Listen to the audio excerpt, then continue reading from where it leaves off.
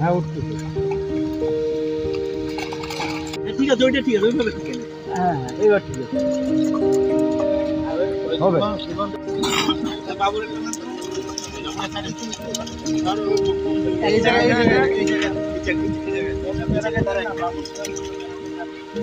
এই ব্যানারটা দেন তো। আজকে আসলে কি কারণে এটা?